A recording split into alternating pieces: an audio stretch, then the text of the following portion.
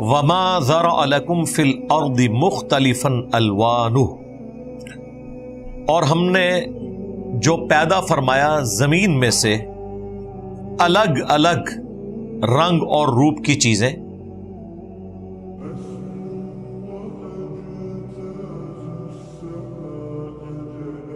یعنی کھیتیوں میں بھی آپ دیکھیں، سرسروں کی جو کھیتی ہے اس میں آپ یلو کلر کے پھول دیکھیں، گرین کلر کے اندر کیا خوبصورتی ہے، اس طرح کی خوبصورتی آپ کو کبھی بھی سنتھیٹیکلی چیزیں جو آپ بناتے ہیں ان میں نظر نہیں آئے گی۔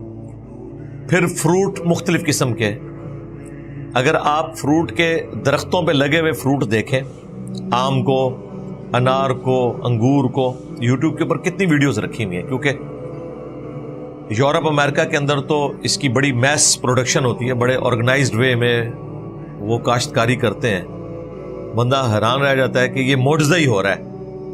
یعنی ایک بیج بویا جاتا ہے اور کچھ عرصے بعد ہزاروں نہیں لاکھوں ٹن انگور لگا ہوا ہوتا ہے، انار لگے ہوئے ہوتے ہیں۔ پھر جو زمین میں خربوزے اور تربوز، سبزیاں، میں نے خود بھی تجربہ کیا ہے۔ ہمارے اسلام آباد میں گھر کے ساتھ ایک پلاٹ خالی تھا، وہ ہمارے دوست کا ہی تھا، تو جتنا عرصہ اس نے کنسٹرکشن نہیں کی تو ہم نے وہاں پہ جو ہے نا بیج لگا کے نا مختلف چیزیں اگائی تھی۔ بھنڈیوں کا پودا اگایا ہم، ایک دن بھنڈیاں اتارتے تھے، ایک دو دن بعد اتنی بھنڈیاں اور لگی ہوتی تھی، لگتا ہے کہ جادو ہو رہا ہے۔ اس کائنات میں ہونے والی ہر چیز معجزہ ہے۔ یہ الگ بات ہے کہ ہم بعض معجزات کے عادی ہو چکے ہیں، ادروائز یقین کریں انسان کی عقل دنگ رہ جاتی ہے۔ ٹماٹر توڑتے ہیں آپ، ایک دو دن بعد اتنے ٹماٹر اور لگے ہوئے ہوتے ہیں۔ پھر جو کدو کی بیل اتنی باریک سی، اتنا بڑا کدو وہ لمبے سائز کا اس پہ لگا ہوا، میرا خیال ہے وہ کم از کم بھی 7-8 کلو کا تھا۔ انسان حیران ہو جاتا ہے، اتنی سی ٹہنی کے ساتھ، اتنی سی ٹہنی کے ساتھ اتنا بڑا تربوز، اور وہ ایک تربوز نہیں، ایک بیج بویا ہے اس میں سے وہ بیل نکلی، اس کے ساتھ اتنے تربوز، ہر تربوز کے اندر اتنے بیج، یہ تو ایک سلسلہ جاری ہے۔ پھر ان کے کلرز دیکھیں، پھر ان کے اوپر جو کوٹنگ ہوئی ہوئی ہے وہ کتنی غیر معمولی ہے۔ اسی تربوز کو اگر آپ کاٹ لیں تو چند گھنٹوں کے بعد تعفن پھیل جائے گا، نہ کاٹیں آپ 2-3 دن بعد اسے کاٹ لیں وہ خراب نہیں ہوگا، ایسی کھال اوپر چڑھائی ہے کہ اس کے اندر وہ پریزرو بھی رہتا ہے۔ کمال کی چیز ہے۔ تو یہ مختلف کھیتیاں، مختلف فروٹ، ان کے درخت، ان کے مختلف کلرز، ان فی ذلک لآیۃ لقوم یذکرون، اس میں ان لوگوں کے لیے نشانیاں ہیں جو نصیحت حاصل کرنا چاہتے ہیں۔ نشانیاں کیا ہیں؟ سب سے بڑی نشانی یہ ہے کہ یہ کائنات کسی نے بنائی ہے، اس کے بعد اس نے مقصد کے تحت بنائی ہے، کیونکہ ہم بھی جو کھیتیاں یا فروٹ کے درخت اگاتے ہیں مقصد کے لیے اگاتے ہیں نا، اس سے نفع حاصل کرتے ہیں۔ تو انسان کو بھی اللہ نے کسی مقصد کے لیے پیدا کیا ہے، اس سے وہ نصیحت حاصل کرتے ہیں اور آخرت اورینٹڈ ہوتے ہیں، نبیوں کی دعوت پہ لبیک کہہ کے اپنی آخرت کی تیاری شروع کرتے ہیں۔ وَهُوَ الَّذِي سَخَّرَ الْبَحْرَ لِتَأْكُلُوا مِنْهُ لَحْمًا طَرِيًّا، اور اسی نے مسخر کیا ہے سمندر کو تاکہ تم اس میں سے کھاؤ تازہ مچھلی۔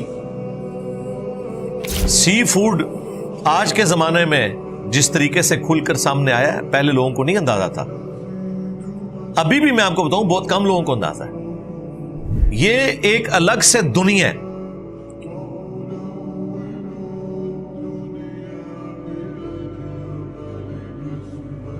میں اگلے دن نیشنل جغرافک چینل کے اوپر دیکھ رہا تھا کہ جو چوری چھپے کے بحری جہاز بڑے بڑے مچھلیاں نکالتے ہیں، اس کے لیے باقاعدہ لائسنس ہوتا ہے۔ آپ کہیں سمندر کی ٹیریٹری جتنی ہے نا، وہ جو ساحل سمندر کے چند 100 کلومیٹر تک تو اس ملک کی ہے، پھر انٹرنیشنل سمندروں میں بھی، وہاں پہ بھی باقاعدہ آپ کسی ملک کے پرمٹ کے ساتھ جا کے ہی شکار کر سکتے ہیں۔ بڑے بڑے بحری جہاز گئے ہوتے ہیں، پھر ان کے اوپر جس طرح یہاں پہ پولیس ہے نا، جو آپ کی موٹر وے پولیس ہے یا باقی پولیس ہے، سمندر کی ایک الگ سے پولیس ہے، انٹرنیشنل پولیس الگ سے ہے، ہر ملک کی الگ سے ہے۔ وہ جا کے ان کے ڈاکومنٹس چیک کرتے ہیں کہ غیر قانونی تو نہیں وہ شکار کر رہے، کیونکہ اس کا ٹیکس پے کرنا ہوتا ہے.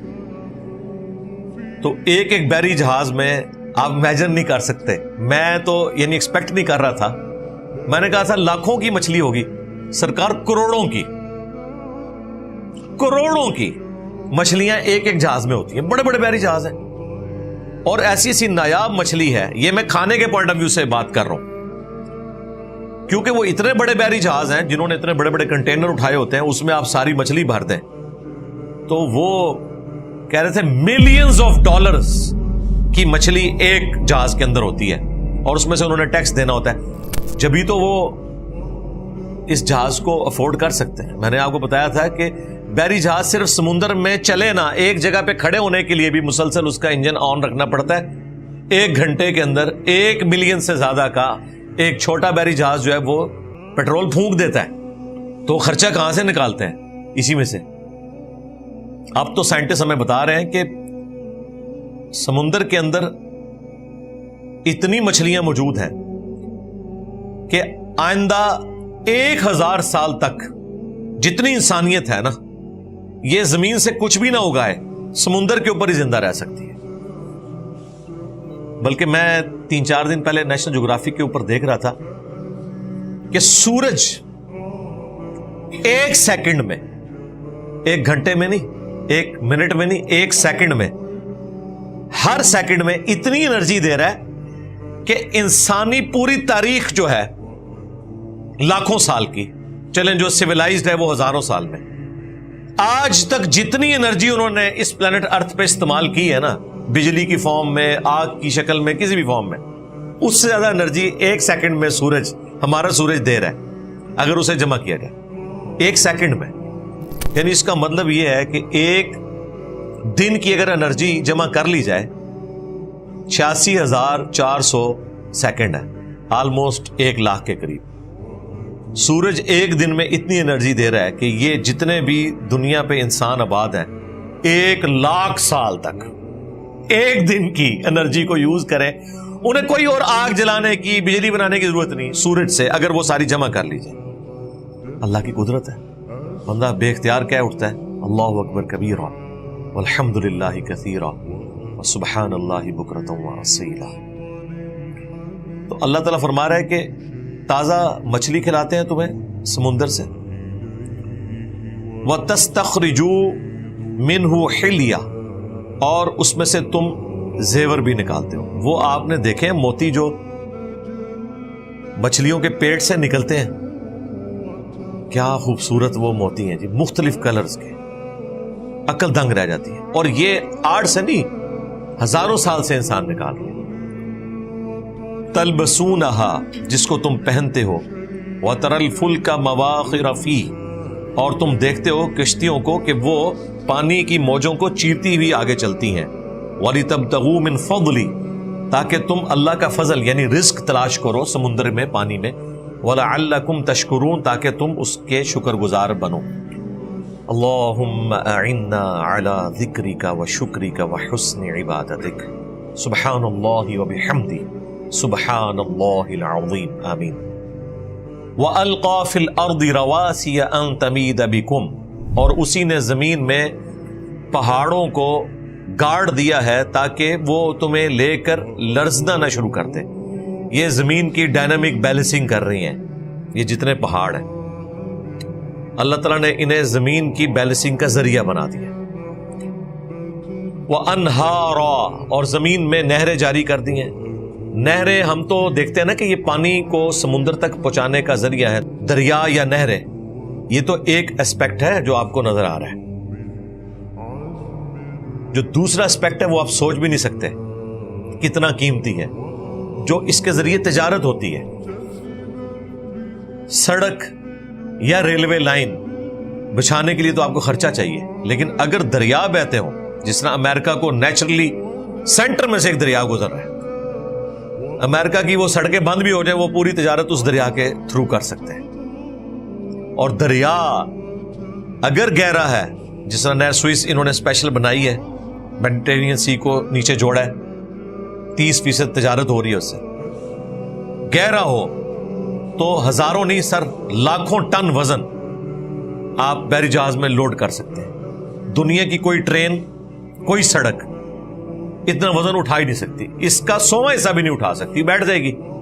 پانی کی یہ جو طاقت ہے نا کہ وہ لاکھوں ٹن وزن کو سپورٹ کر سکتا ہے، اس بحری راستے کے ایکویلنٹ نہ تو کوئی ریلوے لائن بچھائی جا سکتی ہے نہ کوئی سڑک۔ ہاں ریلوے لائن آپ بچھائیں گے تو ایک بحری جہاز میں جتنا سامان آنا ہے نا وہ 10,000 ڈبوں میں، کیونکہ ایک ایک ڈبہ جو لوڈ ہوا ہے، کئی جو بڑے بحری جہاز ہیں نا 30,000 کنٹینر ایک کے اوپر لوڈ ہوتے ہیں، 3,000 نہیں سرکار، 30,000 کنٹینر، اور ایک کنٹینر اتنا بڑا ہے کہ وہ ریل گاڑی کے ڈبے جتنا ہے۔ اس کا مطلب یہ ہے کہ اسے اگر آپ زمین پہ چلائیں تو 30,000 ڈبوں کی ٹرین چاہیے، 30,000 ڈبوں کی ٹرین۔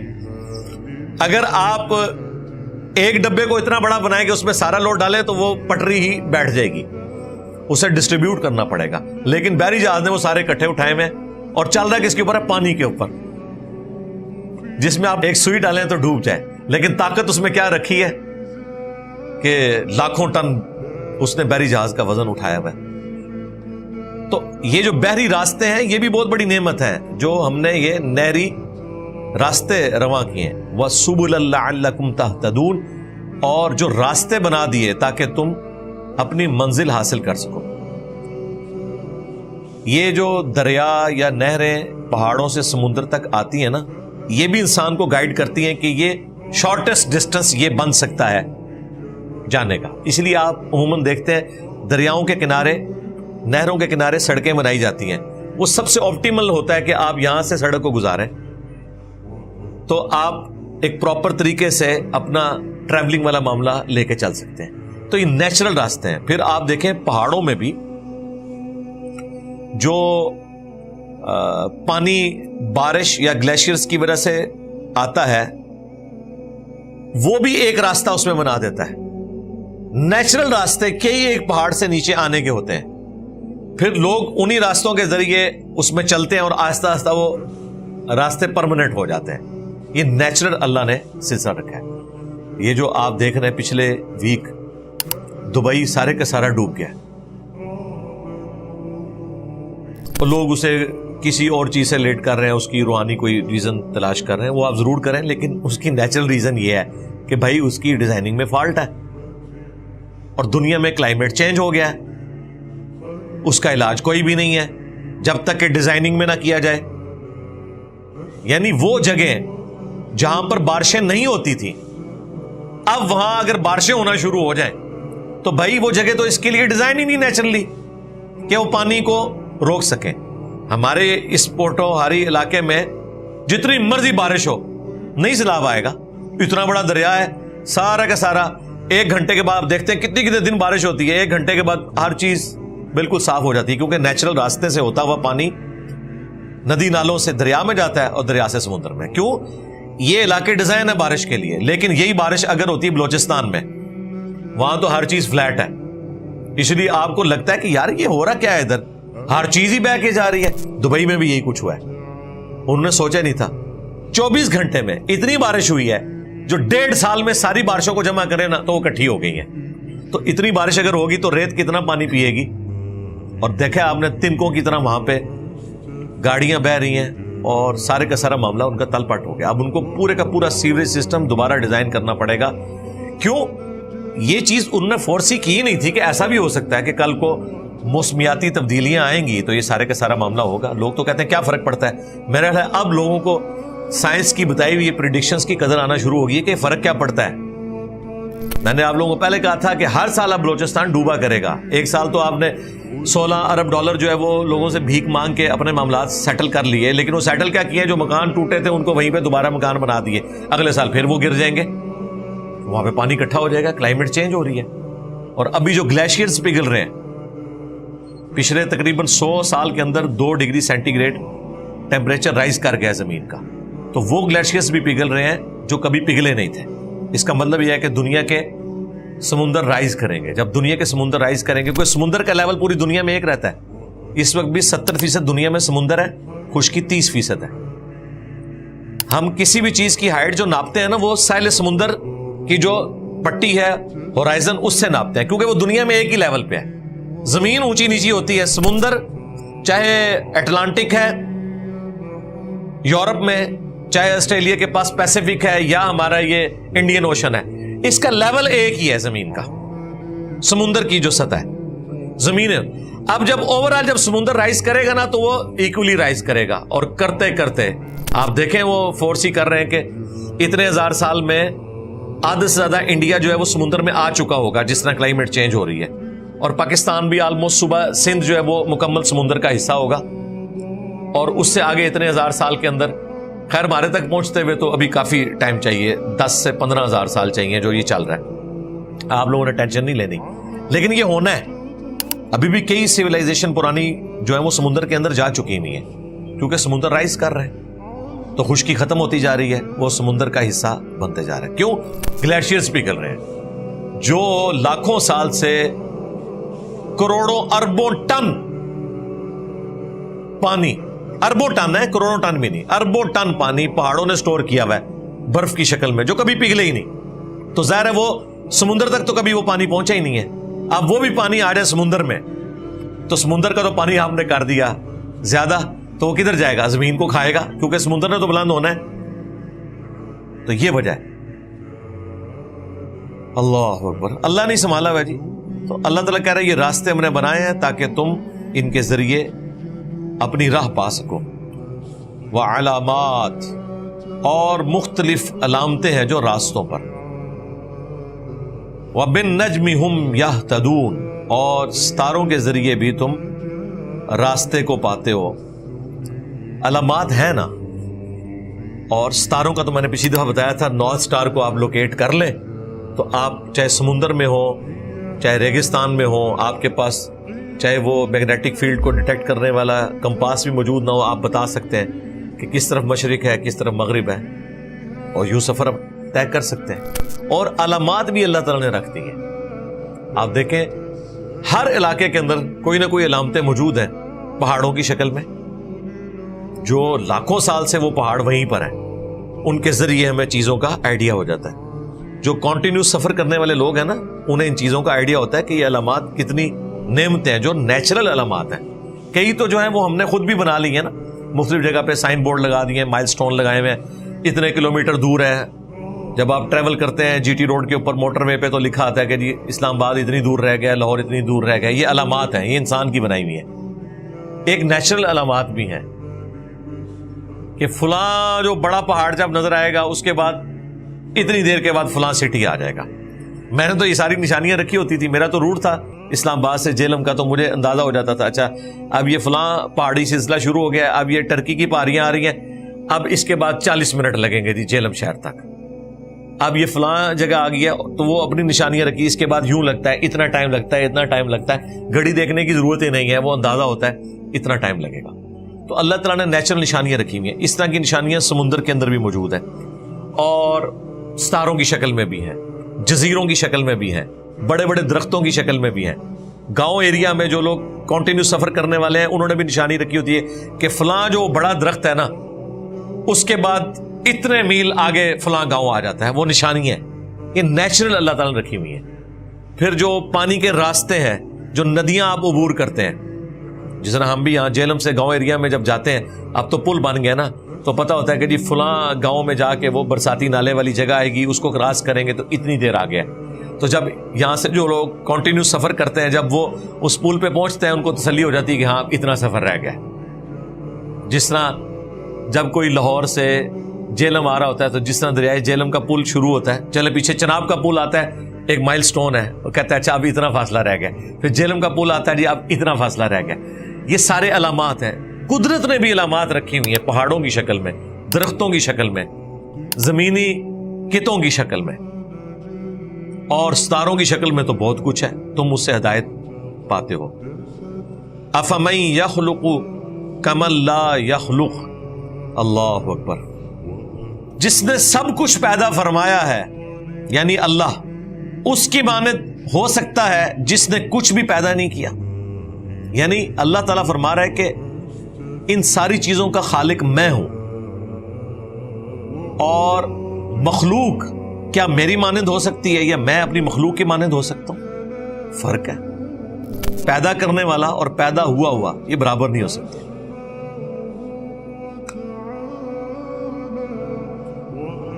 افلا تذکرون، کیا تم غور و تفکر نہیں کرتے؟ وَإِن تَعُدُّوا نِعْمَةَ اللَّهِ، اور اگر تم اللہ کی نعمتوں کو گننا شروع کر دو، لا تحصوها، کبھی بھی انہیں شمار نہیں کر سکتے۔ ان اللہ لغفور الرحیم، بے شک اللہ تعالی بخشنے والا ہے، رحم فرمانے والا ہے۔ برداشت کر رہا ہے، اپنے دشمنوں کو بھی رزق دے رہا ہے، رحم فرما رہا ہے، آخرت میں پکڑے گا، نعمتیں تم شمار نہیں کر سکتے۔ سورۃ الکہف کے اینڈ پہ اللہ تعالیٰ فرمایا اگر سارے سمندر سیاہی بن جائیں اور اللہ کے کلمات کو لکھنا شروع کریں اور اتنے سمندر اور ہوں، سیاہی ختم ہو جائے گی۔ اللہ تعالیٰ کے کلمات، جو کلمات کن ہے جن کے ذریعے اللہ تعالیٰ نے تخلیق کی ہے، وہ کلمات ختم نہیں ہوں گے۔ سمندر سیاہی بن جائے تو وہ ختم ہو جائیں گے۔ آج جس طرح ہمیں ان چیزوں کا اندازہ ہے، پہلے تو میں سوچتا تھا کہ یہ کس طریقے سے کیلکولیشن لوگوں نے کی ہیں۔ یعنی ہم جب کالج میں پڑھتے تھے تو اس وقت کی سائنس، یعنی آلموسٹ 8 سے 30 سال پہلے، اس وقت سائنس ہمیں بتاتی تھی کہ پوری دنیا کے سمندروں کے کناروں پر جو ریت کے ذرے ہیں نا، یہ کم ہیں اور پلینٹس اس سے زیادہ ہیں۔ یہ بندے کی عقل نہیں مانتی۔ ایک مٹھی اگر آپ کے پاس ریت ہو نا اور آپ اس کا ہر ذرہ گننا شروع کریں، آپ کا کیلکولیٹر فیل ہو جائے گا۔ اور ساحل سمندر پوری دنیا کے ہزاروں کلومیٹر نہیں ہے، لاکھوں کلومیٹر بھی نہیں ہے، کروڑوں کلومیٹرز پہ ہیں۔ صرف پاکستان کی وہ 700 کلومیٹر کی پٹی ہے بلوچستان کی سمندر کے کنارے، 700 کلومیٹر پہ جتنی ریت ہے سمندر کے کنارے، یہ نہیں کو گن سکتا۔ 1 کلومیٹر کی ریت نہیں گنی جا سکتی۔ اور سائنٹسٹ بڑے کانفیڈنس سے آپ کو یہ بتا رہے ہیں کہ جو پلینٹس ہیں نا وہ اس سے زیادہ ہیں۔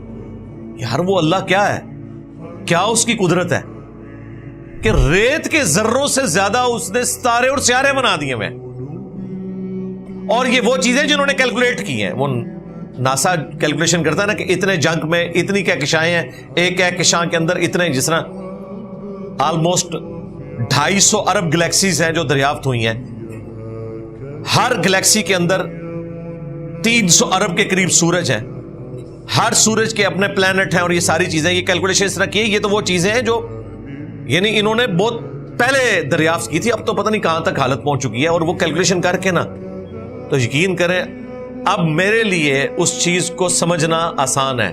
عقیدہ تو ہمارا بالغیب ہے، لیکن سمجھنا آسان ہو گیا ہے کہ جو نبی علیہ السلام نے جنتیوں کی جنت میں مراتب کو ذکر کیا ہے کہ ایک تسبیح کے فرق والا معاملہ بھی اس طرح ہوگا جیسے دوسرا شخص ستارے پہ ہے اور یہ زمین پہ ہے، اتنا زمین و آسمان کا فرق ہوگا، اور اتنی بڑی بڑی جنت دی جائے گی۔ سب سے آخری جو جنتی ہے جو جہنم سے نکال کے اینڈ پہ جنت میں جائے گا، اپنا لاکھوں سال کا عذاب بھگت کے، اسے بھی پلانٹ ارتھ سے 10 گنا بڑی جنت دی جائے گی۔ 10 پلانٹ اسے ملنے ہیں، اور باقی جو اللہ کے نیک بندے ہیں ان کی تو آپ سوچ بھی نہیں سکتے۔ تو اب واقعی اس وقت جو کچھ دریافت ہو چکا ہے، اگر یہی کچھ جنت کی شکل میں بھی ملنا ہے نا، تو لوگ کم ہیں، اللہ کی بنائی ہوئی مخلوقات زیادہ ہیں جو بانٹنے والی چیز ہے۔ اور جنت تو ابھی کسی نے دیکھی نہیں، اور یہ سب کچھ ہم پہلے آسمان کے نیچے بات کر رہے ہیں۔ ہاں جی، دوسرے آسمان کی نہیں بات ہو رہی، جو ہم نے آسمان دیکھا ہے اس کے نیچے جو کچھ ہے، یہ ہم اس کی بات کر رہے ہیں۔ تو یہ اللہ کی مخلوقات ہے ساری۔ تم اللہ کی نعمتوں کو شمار کرنا چاہو تو نہیں کر سکتے، بے شک وہ بخشنے والا مہربان ہے۔